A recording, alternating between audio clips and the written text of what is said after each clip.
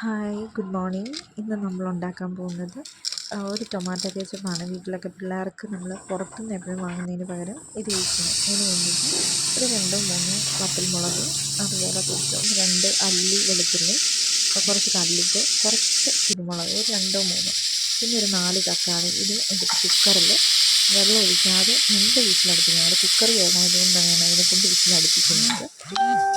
Whistle അടിച്ചതിന് ശേഷം അതിൻ്റെ വിസിൽ തന്നെ പോകണം, നമ്മളായിട്ട് കളയരുത്. തന്നെ പോയതിന് ശേഷം അത് നമ്മൾ എടുത്ത് ഒരു മിക്സിയുടെ ജാറിൽ അത് നന്നായിട്ട് തണുത്തതിന് ശേഷം മാത്രമേ നമ്മളിത് മിക്സിയിലേക്ക് അടിക്കാൻ പാടുള്ളൂ. മിക്സിക്കൊക്കെ കംപ്ലൈൻ്റ് ആകാൻ സാധ്യതയുണ്ട്. പിന്നെ മിക്സിയുടെ ജാറിലേക്ക് നന്നായിട്ട് അടിക്കണം. അടിച്ചെടുത്തതിന് ശേഷം ഇതൊരു അരിപ്പ വെച്ചിട്ട് നന്നായിട്ട് അരിച്ചെടുക്കണം. കാരണം തക്കാളിയുടെ കുരു ഉണ്ടാവും. അങ്ങനെ അടിച്ചെടുത്തതിലേക്ക് ഞാൻ 2-3 സ്പൂൺ പഞ്ചസാരയാണ് ചേർക്കുന്നത്. പഞ്ചസാരയും കുറച്ച് ഒരു 1/2 ടേബിൾ സ്പൂൺ വിനാഗിരി അതിലേക്ക് ആഡ് ചെയ്യുകയാണ്.